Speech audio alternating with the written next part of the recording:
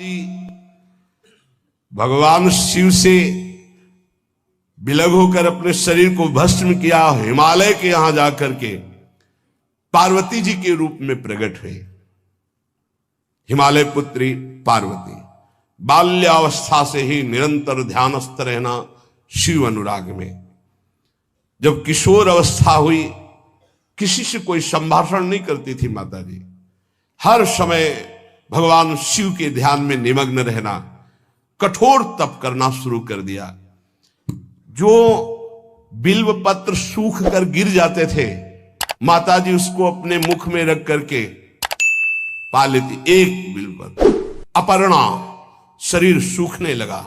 माता जी का नाम अपर्णा। भारी तपस्या। भगवान शंकर को एकदम बोध हुआ कि सती का जन्म पार्वती के रूप में हिमालय के यहां हो चुका है और वो हमारे लिए कठिन तपस्या कर रही है। तो सप्त ऋषियों को बुलाया और उनसे कहा कि जाओ इनके प्रेम की परीक्षा लो। जानते हैं, सब कुछ जानते हुए भी ये होता है। जैसे लोग कहते हैं भगवान जानते हैं अपने भक्त को, तो परीक्षा क्यों लेते हैं? तो पढ़ाया तो टीचर ने ही है, तो सालाना परीक्षा तो होगी ही कि तुम क्या पढ़े हो। ऐसे ही तुम्हारे प्रेम की परीक्षा होगी। तुम हरि को चाहते हो या हरि की रची हुई माया को? हरि की हुई रची हुई माया में आकर्षित हो गए तो जीरो आ जाएगा। वो हरि की तरफ देखते रहे, माया से बच गए तो नंबर आ जाएंगे। 100 के 100 आते हैं, यहाँ 98-96 नहीं आते। 2 ही चैप्टर हैं, हरि पसंद कर रहे हो या हरि की माया। हर भक्त के सामने आता है तो प्रायः लड्डू ही खाने को मिलता है। बचता वही है जो मामे वे प्रपद्यन्ते माया में ताम तरंति थे, केवल हरि। पार्वती पहि जाई तुम प्रेम परीक्षा लेहु, गिरिहि पेरि पठयहु भवन दूरी करेहु संदेहु।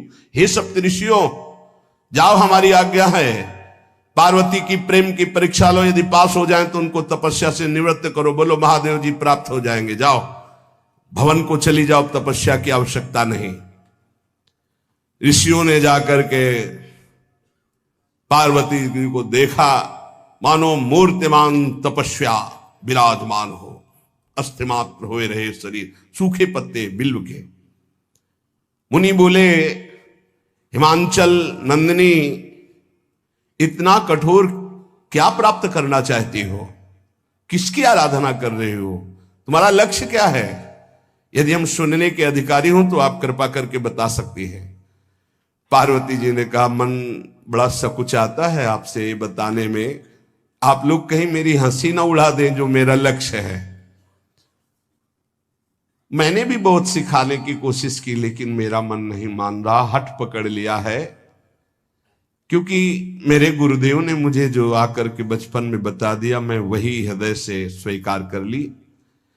मनु हठ परा सुनई न सिखावा, चहत बारी पर भीति उठावा। नारद कहा सत्य सोई जाना, बिनु पंखन हम चाहि उड़ाना। मुनियों, वैसे आप भी हंस दोगे। ऐसा लगता है जैसे हम भारी प्रबल धारा में बालू का बांध बनाना चाहती हैं। कहां भगवान शिव और कहां मैं? मेरी गुरुदेव नारद ने बचपन में आकर के कहा, तुम्हारे पति देवाधिदेव महादेव होंगे। बस मैं तब से अपने पति की प्राप्ति की आराधना कर रही हूं। पता नहीं आप मेरी बात सुनकर हंसेंगे कि मानो बिना पंख के मैं आकाश को छूना चाहती हूं। ऋषि हंस पड़े और कहा, बात तो सही है, पर्वत से उत्पन्न हुई हो तो इसलिए तुम्हारी बुद्धि भी हमें लगता है जड़ ही है। नारद के उपदेश से आज तक किसी का घर बसा है? नारद के उपदेश से किसी का घर बसा है? अरे जिस जिसका उपदेश किया उसको बैरागी बना दिया, गृहस्थी तो बनाया नहीं। नारद उपदेश सुनकर किसी का घर बसा हो ऐसा तक प्रमाण नहीं है। देखो, दक्ष के पुत्रों को उपदेश किया, 10,000 एक को 1,000 एक, लौट कर नहीं आए, सब बैरागी बन गए। चित्रकेतु को उपदेश किया, घर चौपट हो गया। प्रहलाद जी को उपदेश किया, पूरा हिरण्यकश्यप का नाश हो गया। नारद सिख जे सुनहि नर नारी, अवसि होई तजी भवनु भिखारी। तुम्हारे गुरु नारद जी की जो सीख सुना बर्बाद हो गया, बाबा जी बन गया, भजनानंदी बन गया। वैसे हम बताएं, नारद जी हैं बड़े कपटी, ऊपर से साधु का चिन्ह है, अंदर से कपट। क्या कपट? उसके संसार का नाश कर देते हैं, भगवान से जोड़ देते हैं। मुझे नारद जी की बात कम समझ में आती है। ये उल्टा बोल रहे ऋषि परीक्षा के लिए, गुरु निष्ठा हटाने के लिए, समझ रहे हो? पार्वती जी ने कहा बचपन में मेरे गुरुदेव ने बता दिया, वही मैं। नारद जी की बात आज तक घर किसका? जो नर नारी नारद की बात सुने भवन त्याग करके भिखारी बन गया, प्रमाण है।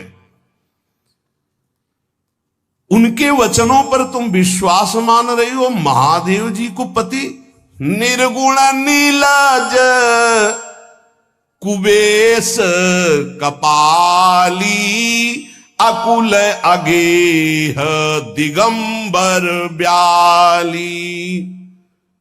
नारद जी ने तुम्हें भगवान शिव को पति बिल्कुल निर्गुण समझो। निर्गुण को बताओ, दूसरा भी अर्थ होता है और एक अर्थ होता है कि कोई गुण नहीं।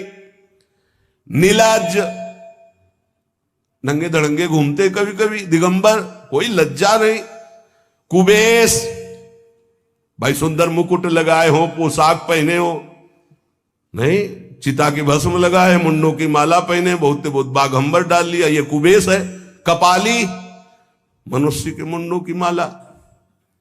अकुल, आज तक कोई पता नहीं लगा कि किस कुल के हैं महादेव जी, क्योंकि सब कुलों के मूल है, मूल का मूल वही है, उनके मूल कोई है नहीं।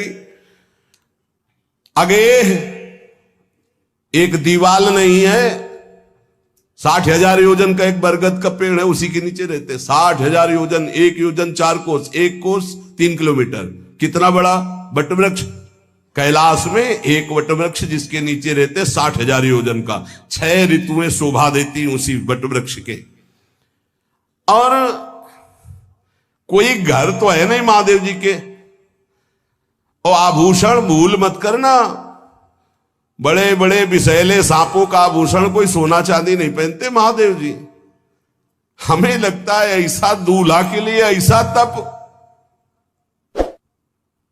नारद जी ने ठग लिया तुम्हें, पागल बना दिया तुम्हें। देवाधिदेव महादेव के सुनो, इन्हीं ने शिक्षा दी थी सती को। ऐसे बौरे पति मिले, आग में जाके शरीर भस्म करना पड़ा। इसलिए हम तुम्हें बता रहे हैं कि बहुत सुंदर दूल्हा हम देख के आए हैं। हम जान गए थे कि तुम तपस्या कर रही हो। हरि का नाम सुना है? बैकुंठ में रहते हैं, बहुत सुंदर हरि है।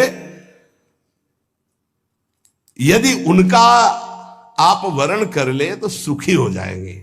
बैकुंठ राजधानी, अब आभूषण उनके क्या कहना, पार्षद सही। ऐसे शिव जो चिता की राख लगाते हैं, सांपों की माला पहनते, मुंडों की माला, सांप का जनेऊ, बाघंबर, हमें तो पसंद नहीं आए। और हमारी बात मान लो, ऐसे के पास स्त्रियां टिक नहीं सकती जिनके घर नहीं, आभूषण नहीं, धन नहीं, कोई भोग सामग्री नहीं, उदासीन, उनको किसी से मतलब नहीं। तो सुनो, हमारा विचार स्वीकार कर लो। अति सुंदर सुचि सुखद सुशीला, गावहि वेद जासु जस लीला, असबर तुम्हि मिलावब आनी। बहुत सुंदर त्रिभुवनपति, बड़े सुशील, गुणवान, जिनका यश वेद गाते गाते अघाते नहीं है, कोई दोष नहीं, सद्गुणों के समुद्र, लक्ष्मीपति, वैकुंठाधिपति, तुम्हें कुछ नहीं करना। हां बोलो, वो आएंगे, गरुड़ पे बैठाल के ले जाएंगे, तपस्या करने की जरूरत नहीं। पार्वती जी बहुत हंसी, सुनति बिहसी कहा वचन भगवान। अच्छा अच्छा अच्छा, आपने ठीक कहा कि पर्वत से हमारा प्रादुर्भाव हुआ है, इसलिए आपको यह भी पता होगा कि पर्वत बहुत हठीला होता है, जहां डटा है वहीं डटा रह सकता है। सुनो, पर्वत से सोना भी उत्पन्न होता है, जो आग में जलाने पर भी अपना तेज बढ़ाता है, घटाता नहीं। तुम मेरे गुरुदेव के प्रति ऐसा बोले कि वो जिसको उपदेश करते हुए उसका घर उजड़ जाता है, तो बसो भवन उजरो नहीं डरो, पर नारद बचन न मैं परिहरऊं। अपने गुरुदेव के एक भी शब्द को मैं नहीं काट सकती, चाहे मेरा जीवन रहे या ना रहे। बसन हमारा और हमारा भवन, हमारा श्रृंगार, हमारा सर्वस्व, ये मिले या ना मिले, पर हमारे महादेव जी मुझे मिले। तुम आभूषणों की, वसन भूषण की बात कर रहे हो, ग्रह की बात कर रहे हो, पद की बात कर रहे हो। गुरु के बचन प्रतीति न जेहि, सपने हूं सुगम ना सुख सिद्धि तेहि। एक बात तुम्हें बता दूं सप्तऋषियों, जिसे अपने गुरुदेव के वचनों पर विश्वास नहीं, गुरुदेव का भरोसा नहीं, उसे कभी कोई सुख और सिद्धि कदा प्राप्त ही नहीं हो सकती। महादेव अवगुण भवन विष्णु सकल गुण धाम, जय कर मनोरम जाहि सन ते ही सन काम। आपने बताया कि महादेव में कोई गुण नहीं है और विष्णु समस्त सद्गुणों के धाम है, मैं मानती हूं, लेकिन मेरा मन महादेव जी से रम गया है। अब तो केवल महादेव जी, पहले मिलते हो सलाह करते तो तुम्हारी बात सुनती, अब तो गुरुदेव नारद जी ने जो उपदेश किया वही मैं करूंगी। अब मैं जन्म संभुहित हारा,